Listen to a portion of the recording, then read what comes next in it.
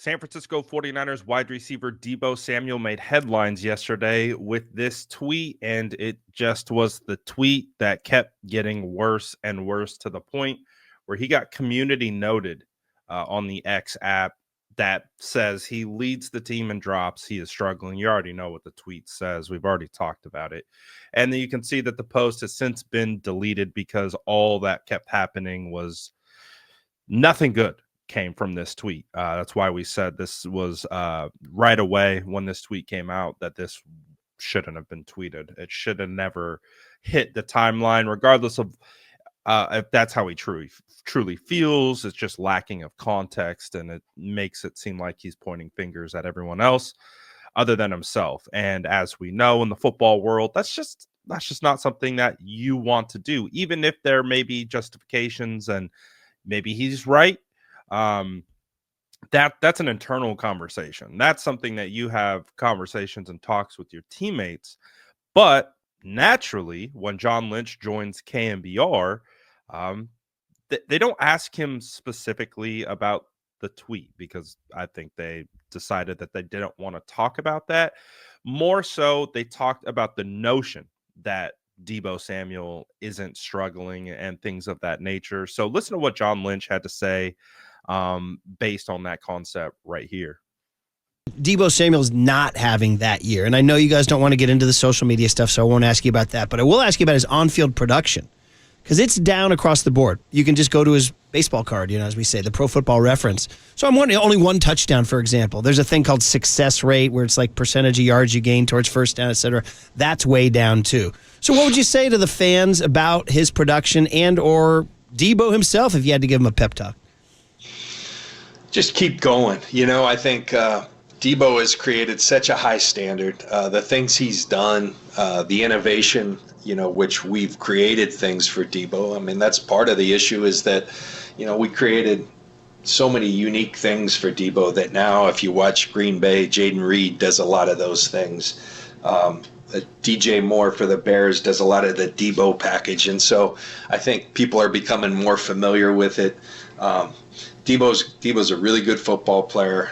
He's created such a high standard for himself that I think frustration mounts, but he's made so many plays for us. I think we got to give this guy some grace and bring him along because we need him the rest of the way. We're going to need him Thursday night. Deebo's a big part of this team, and we're all right. We can all learn from situations and a lot of different things in the world these days that you can get caught up in. But I think Deebo's in a good place from the way he's working, and we got a lot of football to be played, and he'll be a big part of our season moving forward. Now, to John Lynch's point, Deebo Samuel did set a high standard for himself with what he was able to do in 2021, becoming the wide back and all pro and all the accolades that came along with it, the contract extension, everything.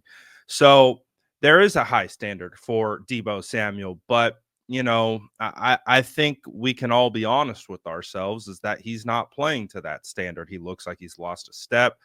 He doesn't look as fast. He doesn't look as twitchy. In my assessment of watching him on film this season, one of the reasons why the wide back role isn't working is because he doesn't have that same speed and he doesn't have the vision to back it up to be able to set up his blocks. So before he was just so quick and so fast, one cut, boom, and he's off to the races.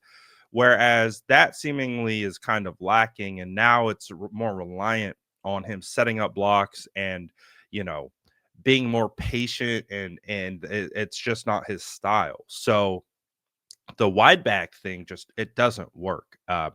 It's unless there's just wide open running lanes. It's not working. So they're trying to get him the ball as best they can, and so it's tough because he is struggling. This is a down year. This is I'm sure there's a ton of frustration that comes from this. We've seen in some of the interviews, he just looks frustrated. He looks down. Not only that, and, with these tweets and things like this, people are piling on him. He's gone viral for people calling him overweight. He's like it's been a year for Deebo Samuel, and obviously he's also struggled with having to go into being hospitalized with pneumonia.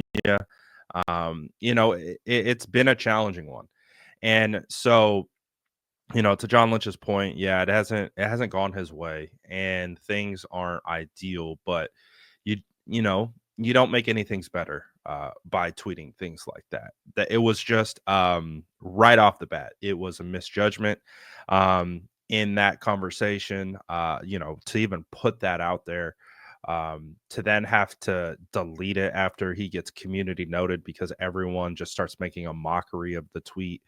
Um, it was just, ill-advised. Again, it's easy to get emotional, and I'm sure he has his own beliefs and realities and circumstance that the average person has no idea about, which is why it's always a challenge when you say something that is lacking so much nuance, so much context, and can be interpreted in every different way. And that's what's the thing that I keep talking about with X. If you aren't explicit in absolutely every single thing that you're saying and meaning, people are going to project onto what their interpretation is. And they don't care if that's what you meant or not. That's their interpretation of it, and that's their truth. And so they are going to interpret what you said through their mind, through their lens. And a lot of people are looking at this and they're saying, well, you are struggling. You are getting the ball. You're second on the team in touches, and you're having a career down season. You're not performing to your best ability. You're not doing the things that we've all come to expect from you. So there's a lot of backlash that followed.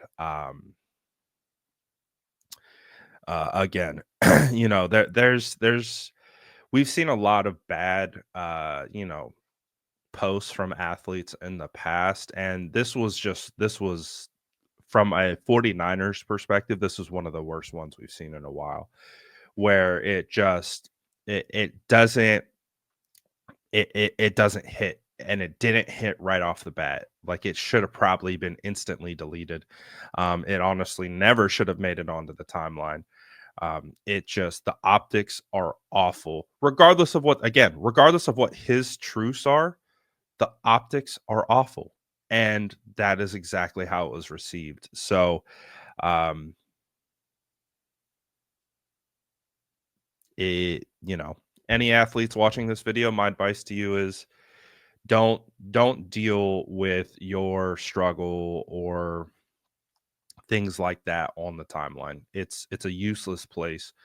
Twitter now and these social media platforms are more so of dunking on people, like getting the last laugh, flipping things on these players. Like, that's just how social media is. And you open yourself up for that. And when you're already, got a target on your back, already being heavily scrutinized, to then go out and say you're not struggling, you're just not getting the ball, which is objectively untrue.